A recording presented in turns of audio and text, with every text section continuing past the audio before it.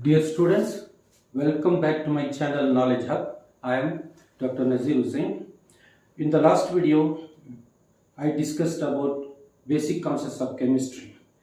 This time also, I will be discussing about the basic concepts of chemistry only, but we will move forward on this subject.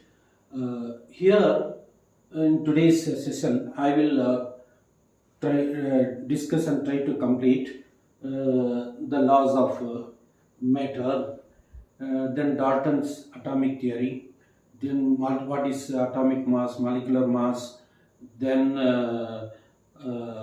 Avogadro gas law, then molarity, stoichiometry, etc. So to begin with, let us discuss about law of conservation of mass. Here itself you can understand conservation. By conservation means we are conserving something.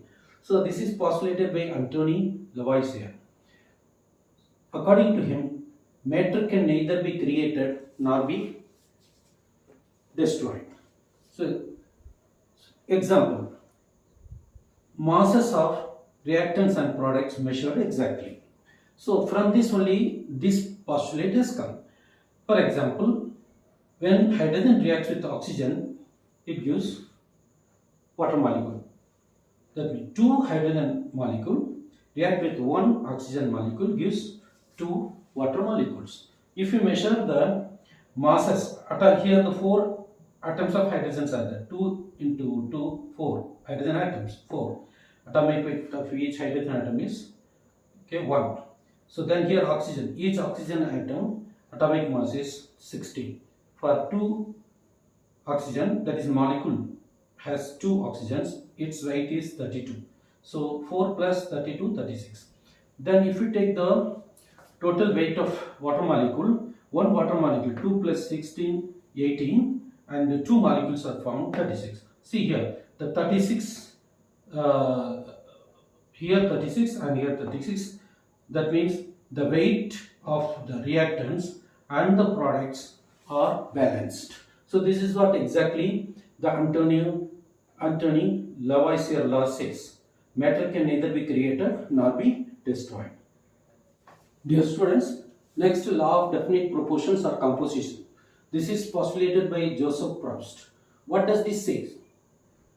Given compound always contains exactly the same proportion of elements by weight.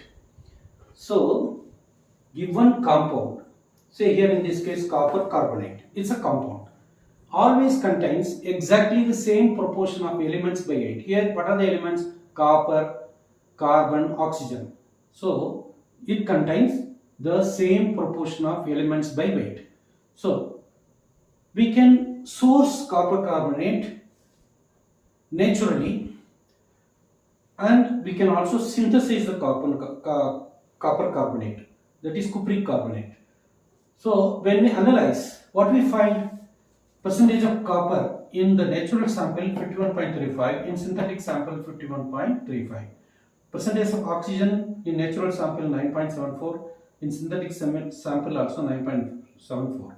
And the carbon percentage for the natural sample is 38.91 and synthetic sample for 91. See the figures are matching exactly. So this is what the Joseph Proust says. Given compound always contains exactly the same proportion of elements by weight. So elements by weight. So we can give other many more examples. Like for example, this is cupric carbonate. You can have, for example, water. Okay, you take water from any source, river, sea, or your well, any source. The composition of elements there. What are the elements there? Hydrogen and oxygen. The percentage of these elements will not going to change because it is water. So similarly, you can take, for example, C2H5OH. This is what is called ethyl alcohol. We can synthesize industrially ethyl alcohol, and also we can get by natural process called from molasses, fermentation of molasses, we get ethyl alcohol. So there are two sources. Whether you get this ethyl alcohol from the fermentation of molasses or synthesize, the proportion of elements here C2, H5, OH, and their masses are will not change. They will be exactly the same like what you get in natural and what you synthesize. So this is what all about law of definite proportions. Hope you understood. Dear students, next is law of multiple proportions. This is proposed by Dalton in 1803. What he says, if two elements, for example, hydrogen and oxygen, let us take two elements, can combine to form more than one compound. Here, hydrogen and oxygen combine to form two compounds. Hydrogen and oxygen combine to form water, and hydrogen and oxygen combine to form hydrogen peroxide. So, if two elements combine to form more than one compound, water, hydrogen peroxide, two elements, hydrogen and oxygen, combine to form more than one element. The masses of one element that combine with a fixed mass of the other element. Here, the masses of one element, I can say one of the elements. Here, the masses of this one of the elements, oxygen here and here, combine with a fixed mass. Here, the hydrogen is having a fixed mass. Okay, here H2, here H2. Okay, the masses of one element, that here oxygen, combine with a fixed mass of the other element, fixed mass of hydrogen, or in the ratio of small whole number, So this is a fixed mass. Here the oxygen's mass is in a small whole number ratio. Here, for example, here it's not balanced because it forms actually two molecules. Just for the illustration of this postulate, to clarify more, so here it is not, I am not balancing. So it's a fixed mass here, hydrogen, two hydrogen atoms, this is fixed. But here one oxygen combined with two hydrogen atoms form one molecule of oxygen, water, and here one oxygen means molecule, here atom in this case. Here two atoms are required to form hydrogen peroxide. H2 plus O2 gives H2O2. So here the ratio of hydrogen is fixed and the ratio of oxygen is in a small whole number, or in the ratio of small whole numbers. Here you see 16, oxygen 16, atomic mass is 16. Here the molecular mass is 32. Okay, one is 16, 2 oxygen 32. 16 is to 32. That means simple ratio 1 and 2. 1 is to 2. So again read this postulate. If two elements combine to form more than one compound, the masses of one element that combine with a fixed mass of the other element, or in the ratio of small whole number, that is, the ratio of oxygen is in the small whole number. So I hope you understood this. Dear students, next, Gay-Lussac's law of gaseous volumes. Gay-Lussac postulated in 1808. What he says, when gases combine or produced in a chemical reaction, they do so in a simple ratio by volume, provided all gases are at same temperature and pressure. Here two gases, example, hydrogen and oxygen. So they combine. Hydrogen volume is 100, oxygen volume is 50. They produce water. So that is what he says. The hydrogen and the oxygen ratio is a simple ratio, 2:1. Okay. So again the definition says, when gases combine, hydrogen, oxygen here, are produced in a chemical reaction, this is a chemical reaction, they do so in a simple ratio by volume. Simple ratio here is 2:1. Hydrogen 2 and oxygen is 1. They do so in a simple ratio by volume, provided all are at the same temperature and pressure. So the temperature and pressure should be the same.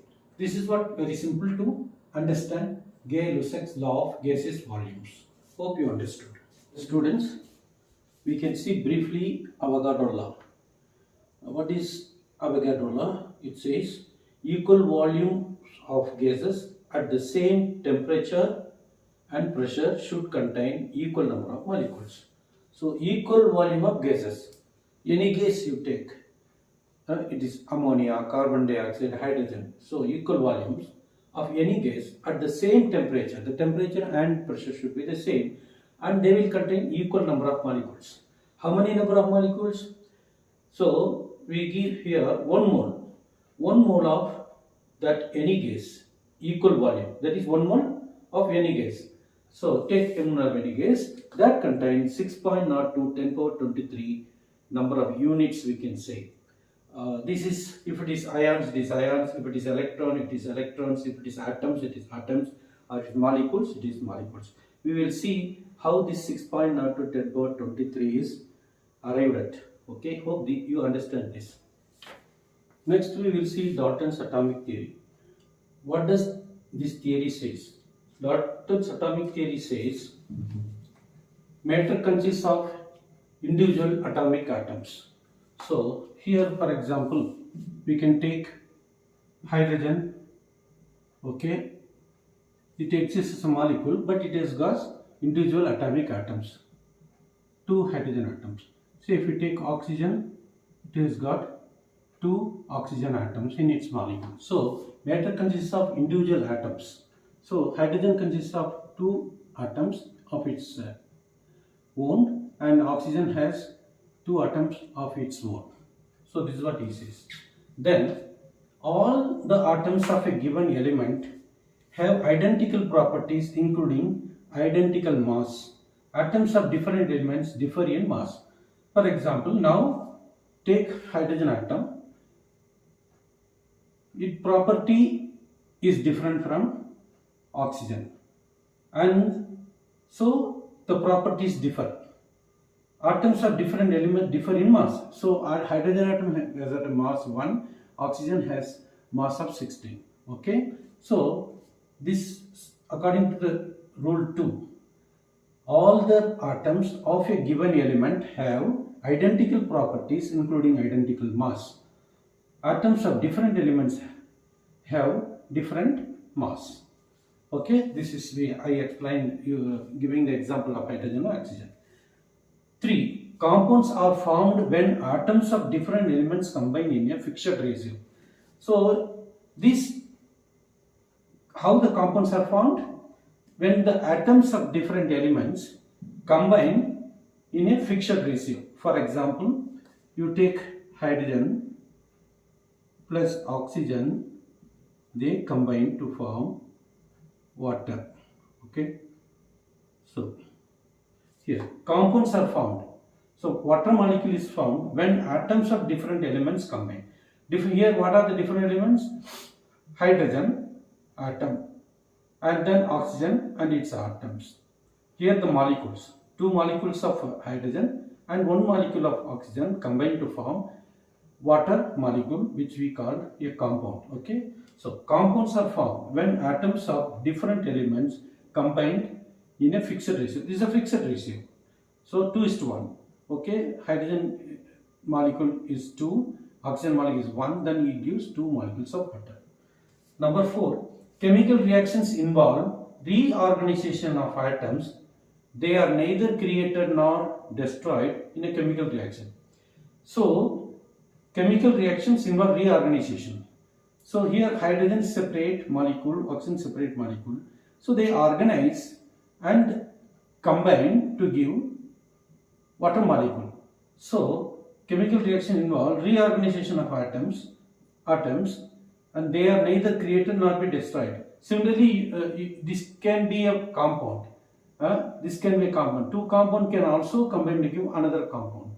Such cases are there. Okay, so that's why this law number 4 says chemical reactions involve reorganization of atoms. They are neither created nor destroyed.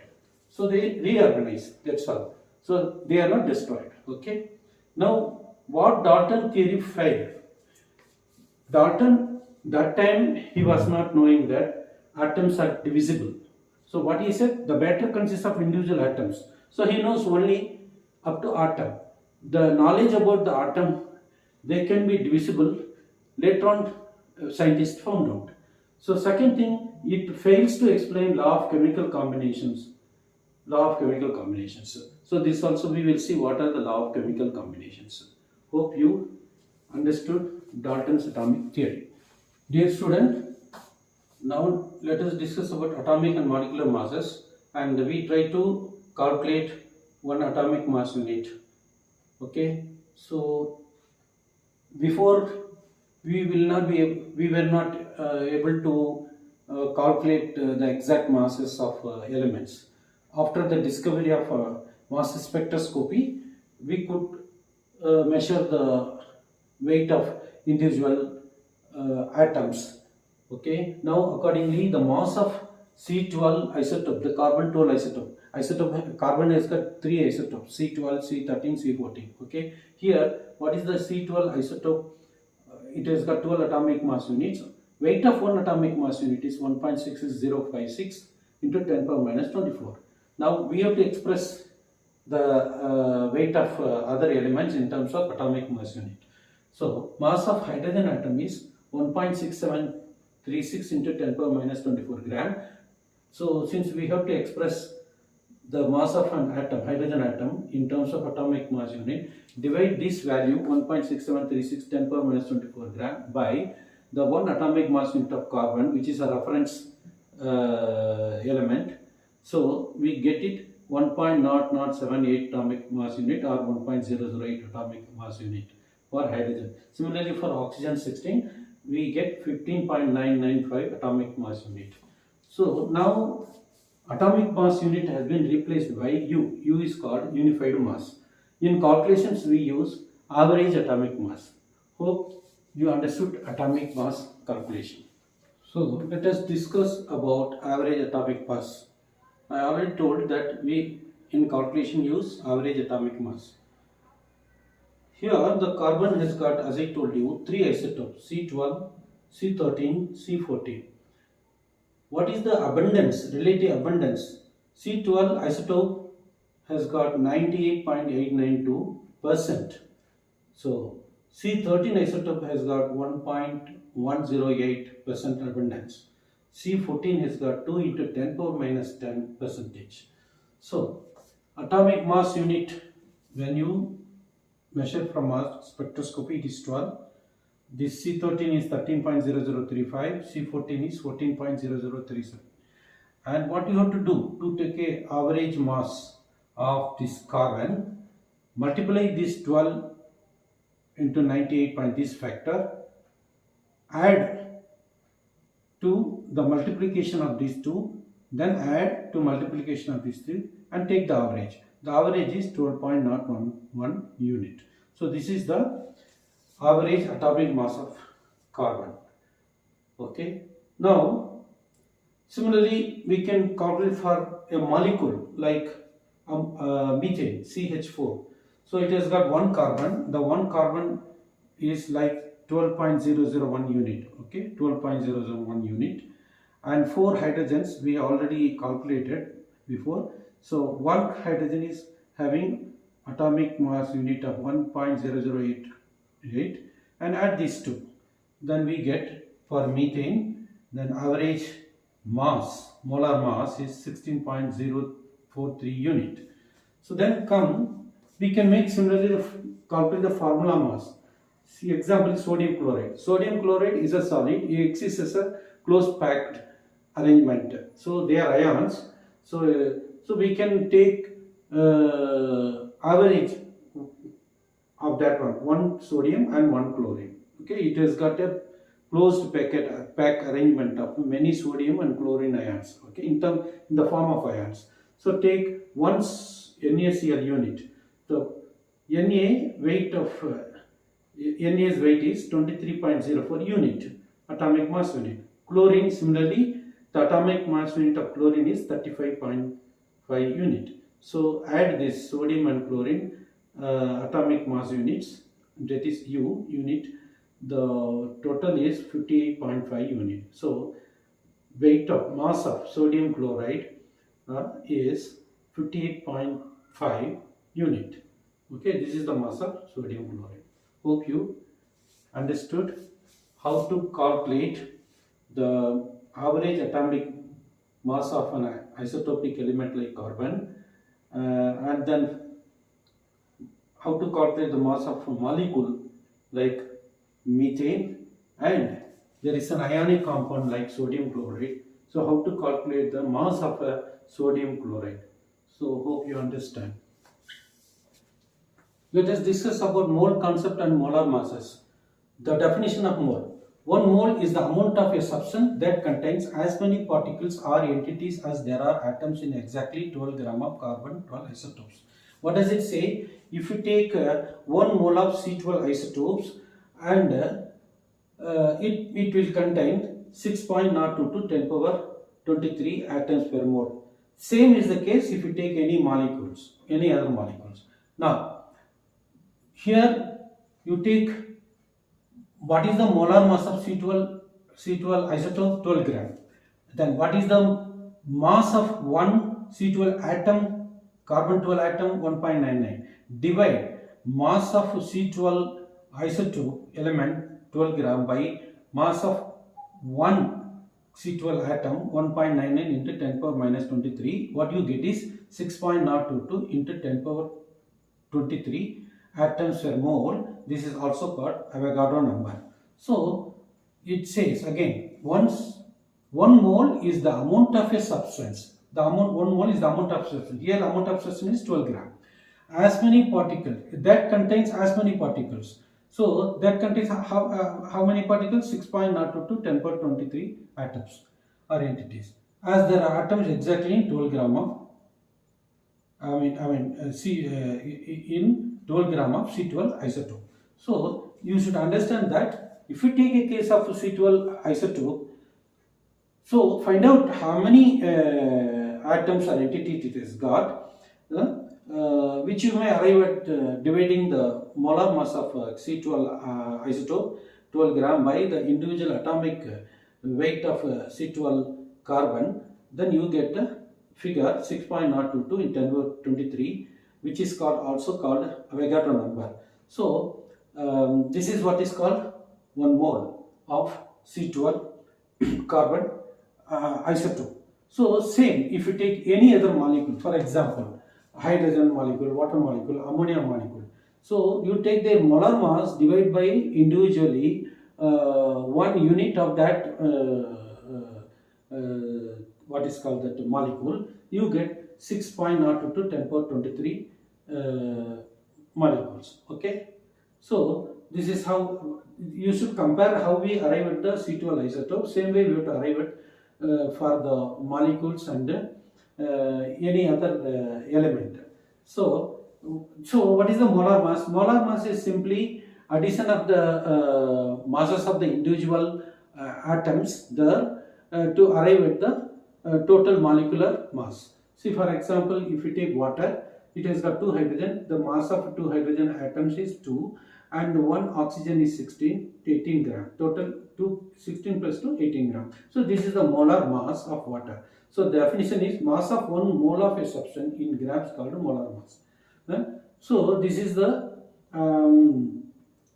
mass of 1 mole of a substance. So 18 gram is 1 mole of water molecule. So this is the definition you can understand. Similarly, you can calculate for sodium chloride, which will be coming around 58.5. That is 1 mole. 1 mole of sodium chloride is 58.5. So hope you understood about mole concept and molar masses. Okay, let us see percentage composition. So this is just a simple calculation method. You will often get in questions, not as a main answer, it will be a part of a problem. So what is the mass percentage of hydrogen and oxygen in water? So you know the water formula is H2O. Okay, formula is H2O. It has got 2 hydrogen atom and 1 oxygen atom. The atomic weight of atomic mass of hydrogen is 1. So here it is 2 hydrogen atoms. So it is 2. and oxygen is 1, it is 16, atomic mass of oxygen 16, total the molecular mass, molar mass of water is 18 gram. Okay, that you understand. Now you have to take a percentage of the hydrogen in this water molecule and oxygen in this water molecule. So to calculate the percentage of an element like hydrogen and oxygen, the general formula is mass percentage of an element is equal to mass of an element and molar mass. Okay, here mass percentage of hydrogen, that means it has got 2 hydrogen, 2, and mass of one hydrogen is 1, and the molar mass of water molecule is 18. To get the percentage, you multiply by 100 and you get 11.18%. That is the percentage of hydrogen in water molecules, 11.18. Similarly, for oxygen, you calculate, there is only one oxygen. The atomic mass of one oxygen is 16, divided by molar mass of water molecule is 18 into 100 for percentage. So you get 88.79%. So in water molecule, the percentage of hydrogen is 11.18 and oxygen is 88.79. It's a very simple thing. Hope you understand this. Now let us see what is empirical formula and what is molecular formula, how to calculate the empirical formula and molecular formula. We will see through a problem. Now empirical formula, take H and O. So this is empirical formula of H2O2. So H2O2 is a molecular formula. The corresponding empirical formula is H and O. So what is this one? Empirical formula means simplest whole number of atoms present in a molecule. The simplest whole number of atoms present in a molecule. That is what is called empirical formula. So HO is the empirical formula of H2O2 molecule, hydrogen peroxide. So similarly, another example is glucose molecule. Its empirical formula is C1H2O1. So what is molecular formula? Molecular formula means it contains exact number of atoms. Okay, empirical formula has the simplest whole number like HO, like C1H2O1, and molecular formula has exact number of atoms in a molecule. So that is what empirical formula, molecular formula means. Now let us try to solve a problem to calculate empirical formula and molecular formula of a compound. Assume there is one compound that contains 4.07% of hydrogen, 24.27% of carbon, and 71.6% of chlorine. Its molar mass is given 98.96 gram. What are the empirical and molecular formulas corresponding to this given data? Now, how to solve this one? So, step 1, convert all these percentage into grams. Okay, that's step 1. So, step 2, convert into moles. Moles is equal to that is, you know that mass by molar mass. Okay, moles is equal to mass by molar mass.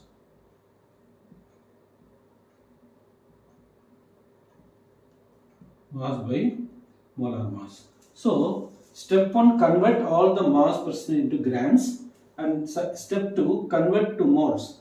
Moles, how you get? Mass by molar mass. You have given here grams, the mass, and you have to divide by molar mass, then you get a moles.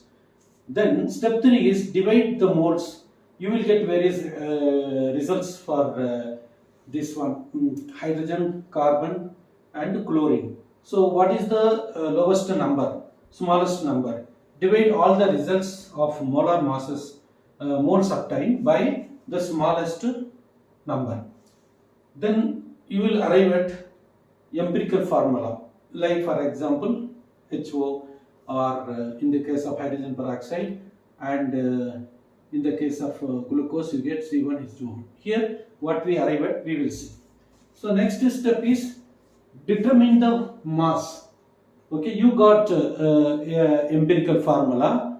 Okay, so you find out the mass of that corresponding empirical formula. Then divide that molar mass given here. Here the molar mass given is 98.6, and divide that molar mass by empirical formula mass. What you got this empirical formula, that corresponding mass you divide, and you get a n. Okay, then you multiply the empirical formula obtained here, empirical formula, by this number n, then you get finally the molecular formula.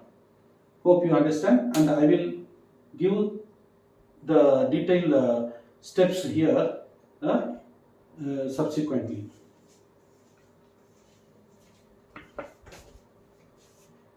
So I have given the problem, and according to that problem, what I said, step 1, convert the percentage of each element present in the compound as grams. So hydrogen 4.07 percentage, it will be 4.07 gram. Carbon 24.27 percentage will be 24.27 grams. Chlorine 71.65% will become 71.65 gram. Step 2, convert them to moles. Mole is, the formula is mass by molar mass.